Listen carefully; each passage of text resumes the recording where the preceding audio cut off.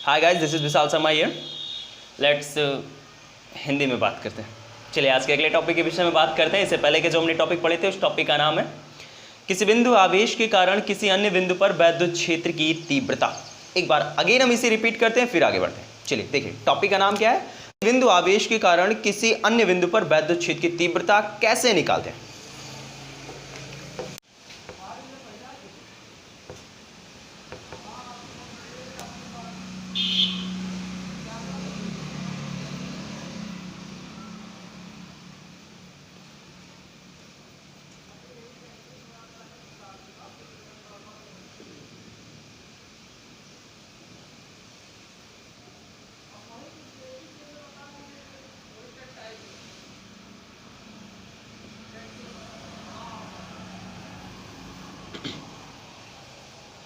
ये हमारा अगला टॉपिक, सॉरी इसके पहले जो हमने पढ़ा था टॉपिक का नाम था बिंदु आवेश के कारण किसी अन्य बिंदु पर वैद्युत क्षेत्र की तीव्रता।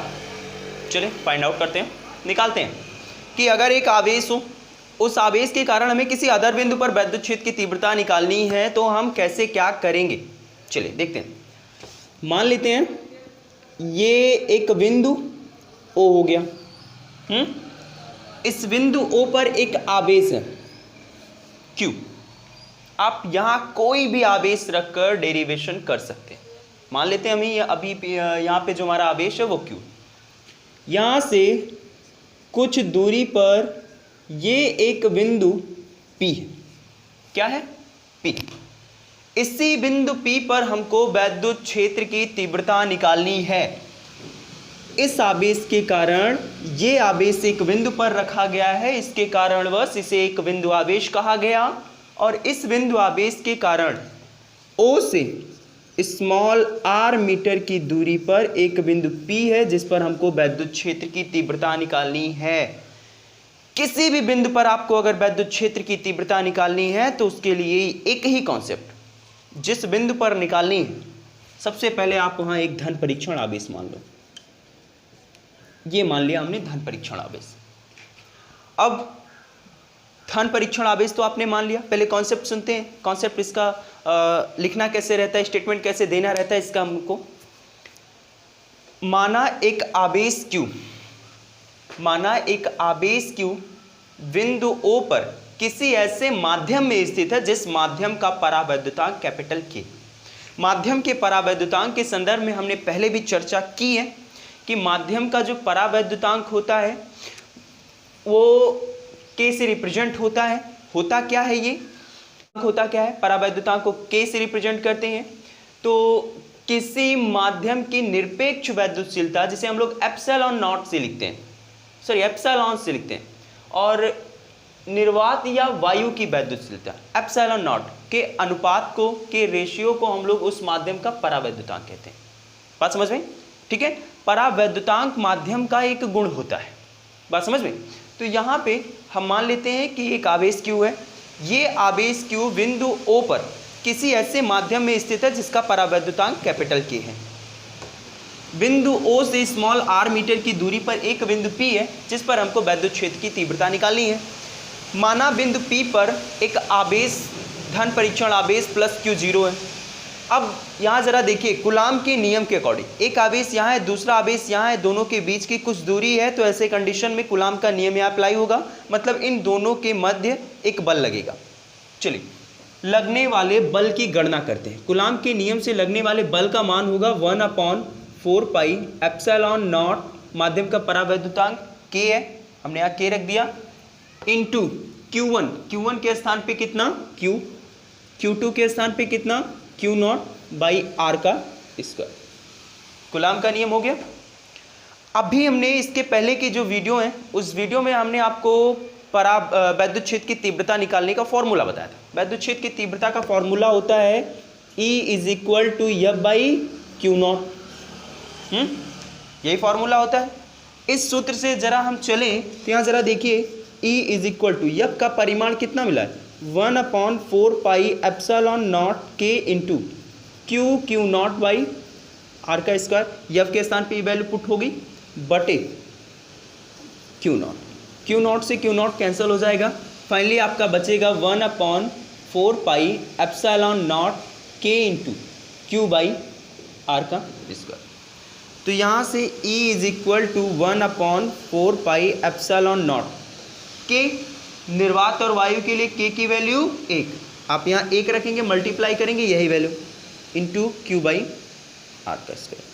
वैद्युत क्षेत्र की तीव्रता निकल रही है और वैद्युत क्षेत्र की तीव्रता का मात्रक होता है न्यूटन प्रति कूलम।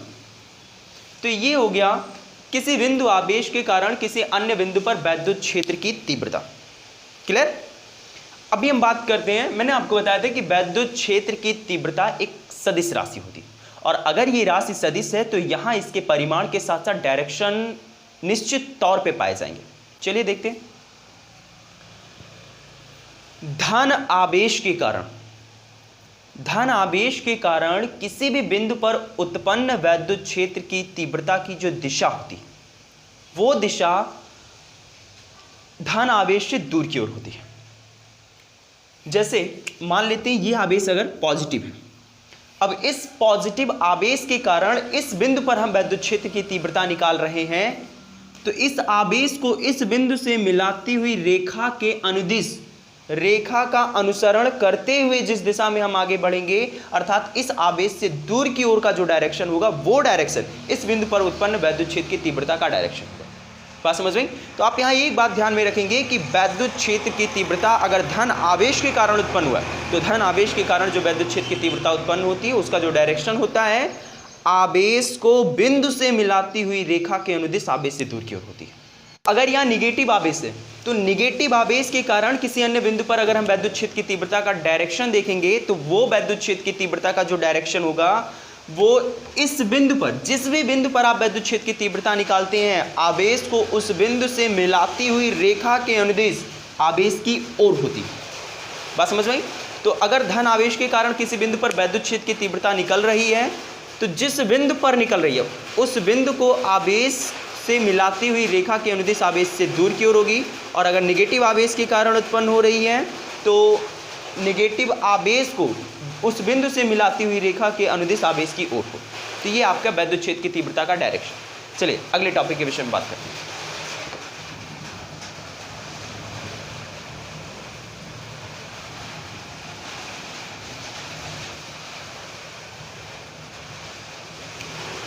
तो हमारा अगला जो टॉपिक है जिसका नाम है वैद्युत द्विध्रुव, बहुत इंपॉर्टेंट टॉपिक है। वैद्युत द्विध्रुव, वैद्युत द्विध्रुव है क्या? चलिए परिभाषा सुनते हैं।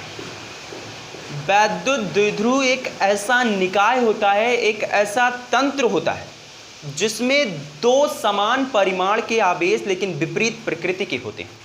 मेरे कहने का ये मतलब है कि दो आवेश तो होंगे इसमें, एक पॉजिटिव सिंबल के साथ दूसरा नेगेटिव सिंबल के साथ, ये एक दूसरे के हमेशा अपोजिट होते हैं। साथ ही साथ इनके जो परिमाण होते हैं ये परिमाण निश्चित तौर पर आपस में बराबर होते हैं। तो वैद्युत द्विध्रुव क्या होता है? वैद्युत द्विध्रुव एक ऐसा निकाय होता है जिसमें दो बराबर परंतु विपरीत प्रकार के आवेश एक दूसरे से बहुत छोटी दूरी पर उपस्थित होते हैं। बहुत छोटी दूरी पर उपस्थित होने का रीजन क्या है, मतलब क्या है? देखिए जैसे आपने देखा NaCl, आपने देखा HBr, आपने देखा HCl। जरा इनको अपने आयनों में विभक्त कीजिए। जब ये अपने आयनों में टूटते हैं तो ये Na पॉजिटिव Cl नेगेटिव होता है। यहाँ जरा देखिए Na पर कितना +1 चार्ज है, Cl पर -1 चार्ज है। यहाँ जरा चार्ज के भी केवल इसके परिमाण के विषय में बात करें तो दोनों पर जो आवेशों का परिमाण है वो एक है, लेकिन एक पर पॉजिटिव है तो दूसरे पर नेगेटिव है। और नमक के कण जो होते हैं, क्रिस्टल जो होते हैं, आपने देखे कि बहुत छोटे छोटे होते हैं।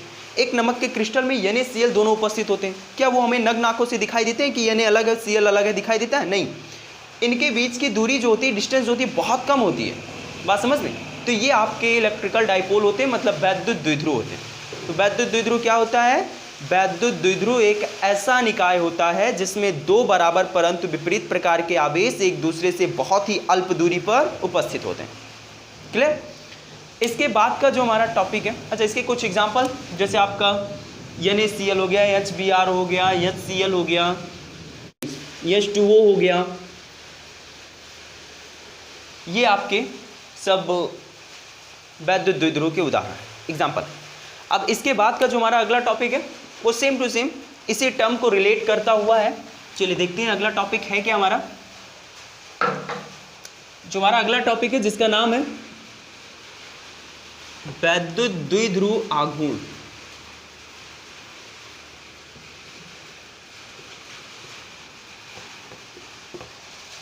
अच्छा, थोड़ा सा पहले वैद्युत द्विध्रुव का रिप्रेजेंटेशन समझ लेते हैं। देखिए वैद्युत द्विध्रुव को बनाने का तरीका,